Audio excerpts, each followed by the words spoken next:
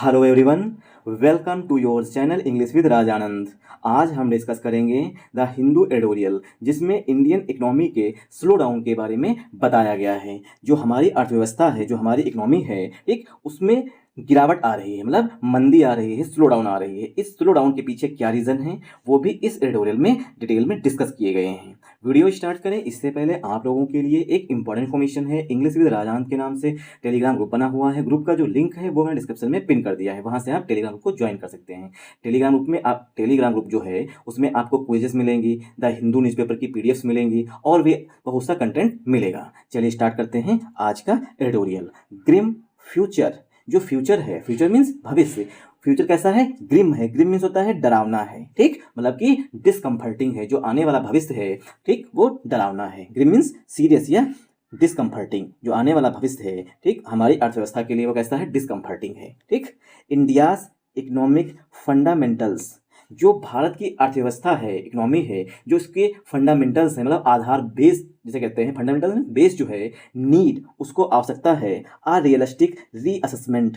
उसको रियलिस्टिक मतलब कि सही तरीके से उसका पुनः चेक किया जाए, मतलब पुनर्मूल्यांकन किया जाए। रीअसेसमेंट मीन्स पुनर्मूल्यांकन करना, मतलब फिर से जो है, ठीक, उसके लिए फिर से जो बेस बनाया हुआ है उसको चेंज करने की आवश्यकता है। मतलब जो फंडामेंटल्स हैं, ठीक, उसको फिर से रीअसेस किया जाए, पुनर्मूल्यांकन किया जाए, ठीक। तो इंडियाज इकोनॉमिक फंडामेंटल्स, जो भारत के अर्थव्यवस्था के आधार हैं, बेस हैं, जैसे कौन कौन से हैं? कोयला हो गया, पेट्रोलियम हो गए, ठीक। ये क्या है? ये 8 सेक्टर्स हैं जो कि हमारी इकोनॉमी के आधार हैं, ठीक। तो इनमें क्या है? इनको रीअसेस करने की आवश्यकता है। रियलिस्टिक मीन्स एकदम सही तरीके से, ठीक।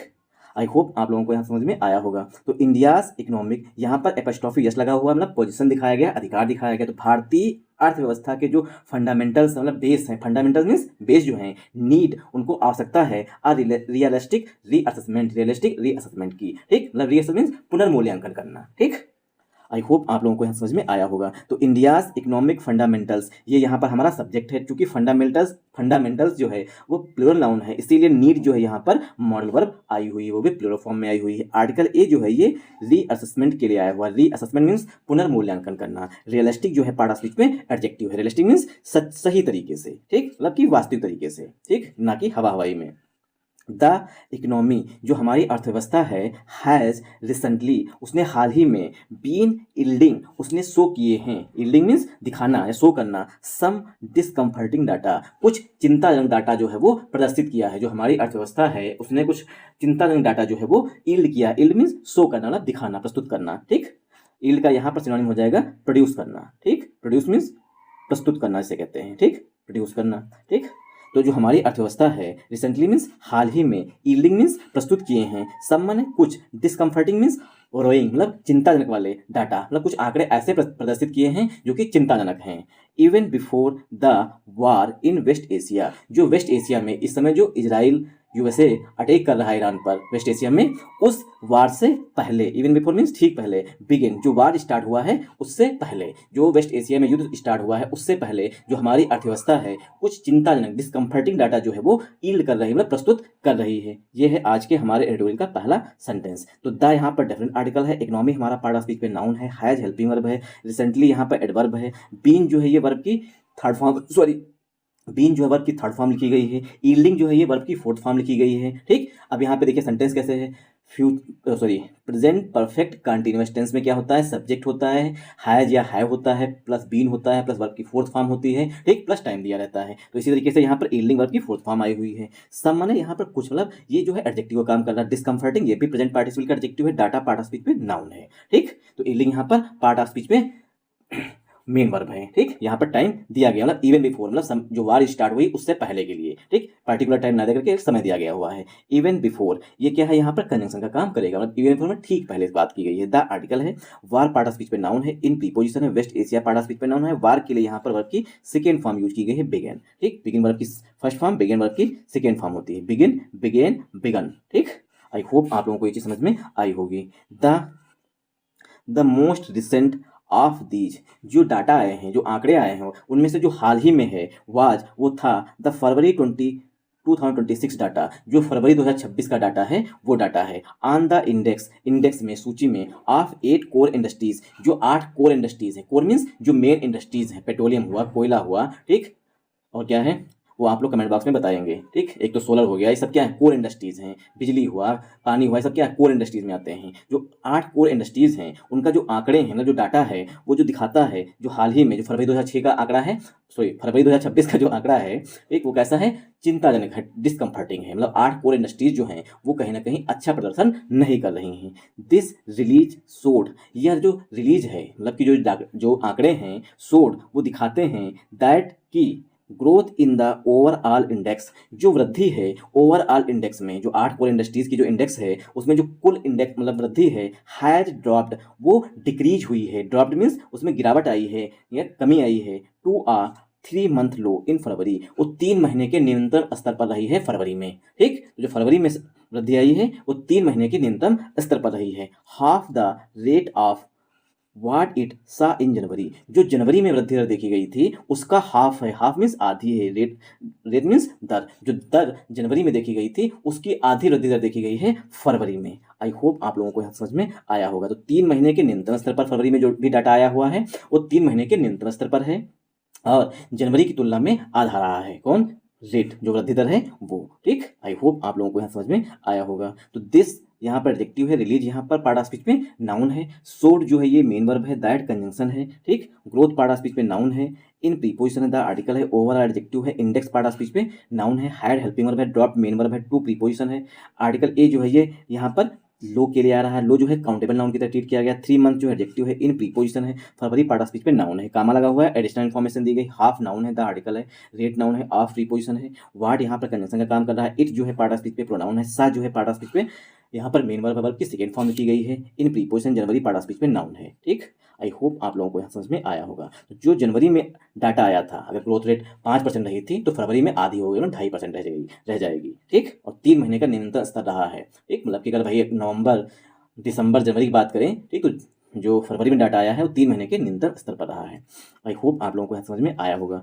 This was not a case of a high base effect, यह जो केस है, ठीक, वो हाई बेस इफेक्ट का नहीं है। Either with growth in February 2025 having been just 3.4%, growth rate जो रही है फरवरी में हैविंग बीन जस्ट 3.4%, वो केवल और केवल 3.4% रही है। ठीक, तो जो 8 कोर सेक्टर्स हैं उनमें जो वृद्धि दर रही है वो केवल 3.4% रही है। ठीक, the sector wise data reveal, जो सेक्टर वाइज डाटा है, जैसे कि रिवील मतलब अगर सेक्टर में मतलब कि डिवाइड करें, जैसे पेट्रोलियम सेक्टर को डिवाइड करें, ठीक, कोयला को डिवाइड करें, तो क्या है, सेक्टर वाइज डाटा जो है रिवील मीन्स डिस्क्लोज करता है फर्दर इशूज़ की, और अधिक समस्याएं हैं, इशूज़ मीन्स प्रॉब्लम्स हैं। द डोमेस्टिक क्रूड ऑयल, जो घरेलू क्रूड ऑयल है industry, the domestic crude oil industry, मतलब ये तेल कंपनियां हैं, इंडियन ऑयल कॉर्पोरेशन हो गया, भारत पेट्रोलियम हो गया, ये क्या है, डोमेस्टिक क्रूड ऑयल कंपनीज हैं। ठीक, domestic crude oil industry has been contracting, ये डोमेस्टिक क्रूड ऑयल इंडस्ट्री जो है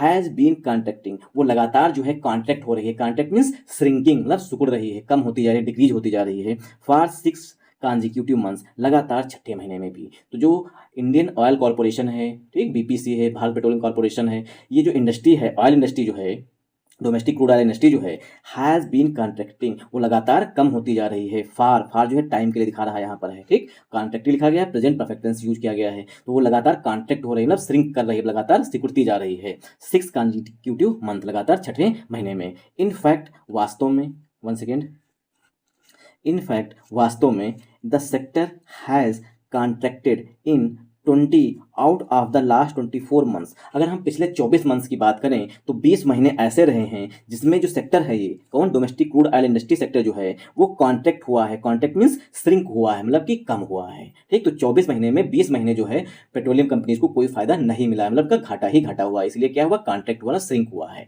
डिक्रीज हुआ है। आई होप आप लोगों को यहाँ समझ में आया होगा।